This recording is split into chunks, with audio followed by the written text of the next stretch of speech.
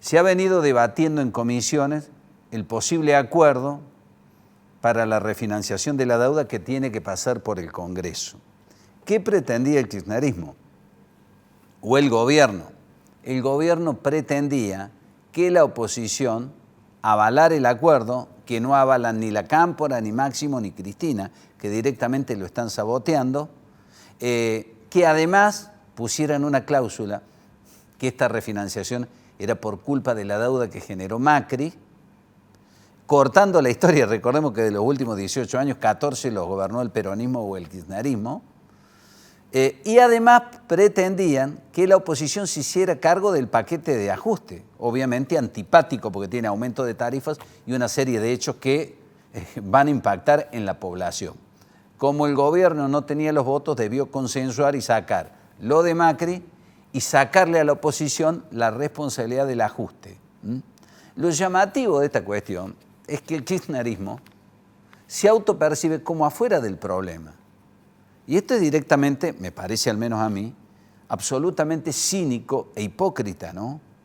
O sea, Máximo habla como si estuviese en una peña universitaria y no como un hombre que forma parte del gobierno. Él y sus aliados de la Cámpora manejan las principales cajas del gobierno, un gobierno que está loteado. Máximo renunció como presidente de la banca, pero no renunció a la banca y no renunció a los privilegios de manejar la plata del Estado. Esa es la primera hipocresía. Y la otra, la de Cristina, una gran fantasma cuando sucede algo grave. Claro que Macri forma parte del problema. También gobernó y la deuda siguió creciendo. Pero el préstamo que se sacó fue para pagar también la deuda que había dejado el kirchnerismo. Y de eso no hablan. Entonces, la verdad que es sumamente irritante la conducta que tienen quienes forman parte del gobierno, del espacio y de la conducción del país, pero juegan como si estuviesen de afuera. Vamos a ver en qué termina esto porque la noche va a ser larga. Está José Simonella, el presidente del Consejo de Profesionales de Ciencias Económicas. Hola José, ¿qué tal? Buenas noches. ¿Qué tal? Buenas noches, Petete, un gusto. Igualmente. También está con nosotros Luca Navarro, economista de la Bolsa de Comercio. ¿Cómo estás, Lucas? Buenas noches. Hola, buenas noches, Petete. ¿Cómo estás? Muy bien, bueno, un placer tenerlo a los dos. José, ¿qué escenario se avecina? El acuerdo, dicen todos, era necesario para no caer en default, es así, ¿no? Así es, el acuerdo parece que se va a lograr, que se va a firmar, y luego viene el cumplimiento del acuerdo, ¿no? Todo un desafío para el gobierno y para los argentinos. Obviamente con un ajuste que va a recaer, como habitualmente recaen todos los ajustes, sobre la clase media, por el lado de tarifas, por el lado de mayor presión tributaria, bueno, y veremos cómo en esto además se complica el cumplimiento de este plan como consecuencia de los efectos de la guerra de Rusia y Ucrania. Ahora bien, José, el acuerdo podría decirse que no tiene condiciones leoninas para la Argentina, al menos en los primeros años, ¿es así? No, lo que el acuerdo no exige por ahora son reformas estructurales. De hecho, de paso, algunas nos hubieran venido muy bien a los argentinos que se debieran encarar. No porque las necesite el fondo, sino porque creo que las necesitamos los argentinos, como es la reforma laboral y demás. Pero no exige ningún tipo de reforma, ni tributaria, ni laboral, ni jubilatoria. Esto es lo que ha destacado el presidente en el discurso. Pero obviamente sí exige un esfuerzo de reducir el gasto público de manera muy significativa y de reducir el financiamiento del déficit con emisión, yendo a los mercados, a buscar fondos en los mercados de capitales, con lo cual esto tiene dos consecuencias. La primera es obviamente un aumento de la presión tributaria para tratar de que no baje mucho el gasto público, que es el objetivo político del gobierno, aunque me parece que en algún lado va a tener que recortar, un aumento de tarifas, esto lo vinculado al gasto público, pero también es cierto que esto implica un aumento de la tasa de interés para que la tasa de interés sea real positiva, es decir, que le gane la inflación, de tal suerte de quitarle atractivo a los ahorros en dólares y que vuelva los ahorros y la gente se quede en pesos.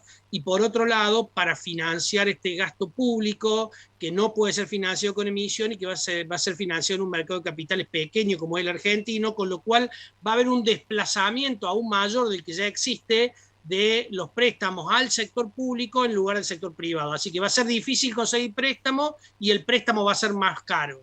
Una buena noticia, tal vez, si la tasa es real positiva para los ahorristas en pesos, que van a dejar de perder frente a la inflación siempre y cuando esto se logre, ¿no? Le pregunto a Lucas Navarro, ¿cuál es su lectura acerca de lo que se ha conocido del trazo grueso del acuerdo y de la letra chica también? Lucas. Bueno, empezando por el trazo grueso, si uno descuenta ingresos y gastos extraordinarios en el 2021, partimos de un déficit fiscal primario, es decir, antes del pago de intereses, en 2021 es 3,1% del producto. Para este año, los números grandes de este entendimiento apuntan a bajar ese déficit primario a 2,5% del producto. Y luego, para el próximo año 2023 sería un esfuerzo similar y se llegaría recién a 2025 a una situación de equilibrio fiscal, o sea, de haber llegado a un punto en donde los gastos del sector público y los ingresos del sector público nacional se equipararían, digamos. Es decir, yendo a este año, 2022, ese 0,6% de reducción del déficit es justamente lo que también compromete el gobierno a reducir el gasto en subsidios energéticos este año. Entonces, cuando uno lo ve desde esa perspectiva, diría, bueno, pareciera un acuerdo light, pero si bien pareciera un acuerdo light, porque si comparas con lo que fue el esfuerzo fiscal que se hizo 2018-2019, después de que se contrae este crédito, no va a ser nada fácil cumplirlo. Este 2022 nos encuentra con esta invasión de Rusia a Ucrania, con los precios del petróleo subiendo fuertemente, con el precio del gas también. Entonces, todo lo que es el costo de la generación de la energía en Argentina también va a subir. Entonces, eso significa que la presión al gasto en subsidio va a ser mucho más grande. O sea que el desafío para poder llegar a ese 0,6% de ahorro en subsidios en términos del PIB no va a ser nada menor. Entonces está la pregunta de cuánto van a tener que aumentar las tarifas para cumplir con esto. Entonces eso ya mirando con la mirada muy de corto plazo. Eh, Obviamente, acá hay un tema también no menor que quizás, para no decirlo, no repetir cosas que dijo José, el tema de la acumulación de reservas. Tenemos un tremendo problema que es el cepo cambiario, tenemos una brecha que si bien se viene reduciendo en estos días, justamente en antesala de este acuerdo, es todavía muy elevada.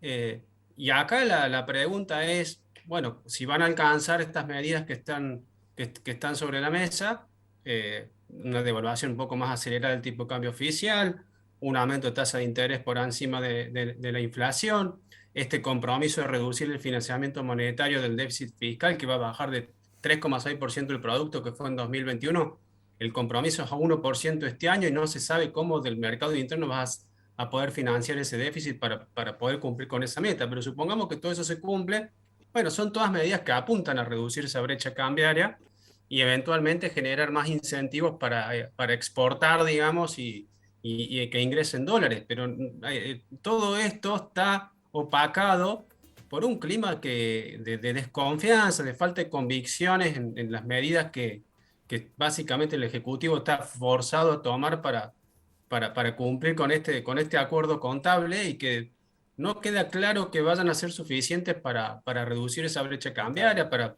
de algún día llegar a resolver el grave problema del cepo cambiario que tenemos, de lo cual estamos muy lejos de poder estar en condiciones de levantarlo. En definitiva, se abren muchas dudas en relación a esto, más allá que el esfuerzo puede ser importante, el que haya que hacer, digamos. Ahora, yo les pregunto a los dos, ¿existe la voluntad de querer cumplir con el acuerdo? Porque yo no sé si el gobierno está diciendo para la tribuna que esto no implica ninguna situación traumática para el pueblo o directamente va a comenzar a incumplir desde el primer día, porque dice, no va a afectar los sueldos, no va a afectar las jubilaciones, que de por sí ya están por el piso, es una miseria la percepción de una jubilación en el país, por debajo de la canasta básica, por debajo del límite de la pobreza. Dicen, no tocamos sueldo, no tocamos jubilaciones, no hay reforma laboral, el impacto en tarifas para buena parte de la población va a ser mínimo. Le están diciendo a la gente que prácticamente ni lo va a sentir, pero el acuerdo no dice eso, ¿verdad? No, Petete, el acuerdo implica mayor presión inflacionaria y los argentinos ya sabemos por experiencia que mayor presión inflacionaria se siente como mayor cantidad de pobres y un mayor ajuste en la clase media. Así que por eso te decía que el que una vez más se va a ajustar en la clase media, porque las tarifas, es cierto que para el decil de mayores ingresos no va a tener subsidio, pero el decil de mayores ingresos tiene capacidad para afrontarlo, pero el 70% de la población va a tener un incremento de tarifa que más allá del 20% este que se ha definido, un nuevo aumento de tarifa de por lo menos el 25 y pico por ciento. Así que el ajuste va a venir por el lado de la inflación, va a ser una inflación muy alta. Ya estaba previsto que fuera una inflación alta y como consecuencia de nuevo de la guerra de Ucrania, de Rusia contra Ucrania, con el incremento fundamentalmente de los precios de los combustibles, como decía recién, y de los productos alimenticios, en el caso de la soja, del trigo, del maíz, cuyo efecto ya estamos viendo. En el caso del trigo, estamos viendo el importante incremento de que han tenido esta semana todos los productos que se elaboran con harinas. Entonces, digo, el ajuste va a estar. Si bien es cierto que el programa para estos 2 años y medio, estos primeros 2 años y medio, no prevé ni pagos de capital ni reformas estructurales, que no quiere decir que en los próximos 10 años no tengan que suceder, sí va a haber un fuerte impacto a nivel de inflación, y ese impacto a nivel de inflación va a generar un ajuste como lo viene generando desde hace 4 años. A los argentinos nos vienen ajustando hace 4 años por intermedio de la inflación, haciendo caer no solamente el poder adquisitivo de la gente, sino también los ahorros que pueda tener la gente en pesos, ¿no? Lucas, ¿cuál es tu lectura? Ahí respecto de la inflación, estoy totalmente de acuerdo que estos ajustes contemplados en la letra chica apuntan a corregir distorsiones de precios relativos que se acumularon en estos 2 últimos años. O sea, se congeló el dólar oficial, se congelaron tarifas para intentar sin éxito controlar la inflación, y ahora toca revertir, digamos, esos desequilibrios. Eso se va a ir a inflación, y quizás ahí está la llave también al mismo tiempo de cumplir con las metas fiscales. ¿Por qué? Porque eso también se vio en el pasado en nuestro país, de que con inflación elevada, si se ajusta el gasto público a un ritmo inferior a lo que es el crecimiento de los precios, y por otro lado los ingresos del sector público crecen al ritmo de los precios, ahí el ajuste te lo hace automáticamente la inflación, y eventualmente así podrías cumplir cosméticamente con esta meta fiscal sin que hayas hecho ninguna reforma estructural de fondo del sector público argentino, ni por lo tanto que no hayas resuelto los problemas de fondo que tenemos. Así que desde el punto de vista contable hay que ver cuál es la disposición que tiene nuestro Poder Ejecutivo a realmente cumplir con esas metas, cuál va a ser la amenaza del fondo. Tenemos un fondo mucho más light que lo que fue en instancias anteriores, más contemplativo, no puede ponerse duro el fondo porque hay un escenario internacional que es terrible. Entonces es difícil de creer que nos castigue si no cumplimos con algún punto del acuerdo. Yo creo que eso también lo sabe nuestro gobierno. Claro, Así algunos que dicen el favor, irónicamente, el favor que Putin, sin pensarlo, le hizo a Alberto Fernández, ¿no? En medio de esta situación. Ahora, les consulto por esto, les pido una respuesta breve a cada uno de los dos. ¿Cómo va a pegar la inflación global en Argentina? En Europa los estacioneros ya me estaban diciendo que el precio de la nafta premium supera los 2 euros.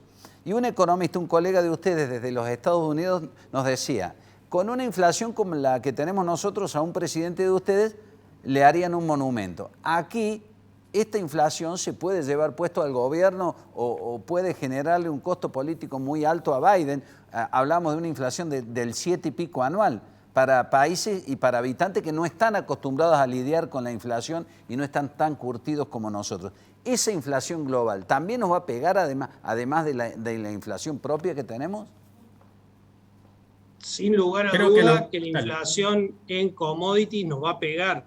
Nos pega por el lado de alimentos. Por un lado es una ventaja para los productores y para los exportadores, y como así también para el Estado, porque va a recaudar vía retenciones más dólares. Pero por otro lado nos pega muy fuerte la inflación vía el acomodamiento de los precios internos, y el precio del combustible. Recordemos que Argentina importa gas en invierno, y ese gas que valía $7 ahora se ha multiplicado varias veces. Hoy justamente en tu programa de radio hablaba el presidente de la Unión Industrial de Córdoba y decía que ya falta acero, porque el acero se va a incrementar el precio, porque los hornos, porque prevén que, digamos, el gas de los hornos va a ser más caro. Así que indudablemente, Petete, la inflación va a ser mayor a la esperada. La inflación esperada antes del conflicto para este año por el REM, el Reglamento de Expectativa de Mercado, por los analistas económicos de Argentina en general, daba 55%. Yo creo que va a haber que buscar una inflación superior a esa, si los efectos de la guerra económica continúan,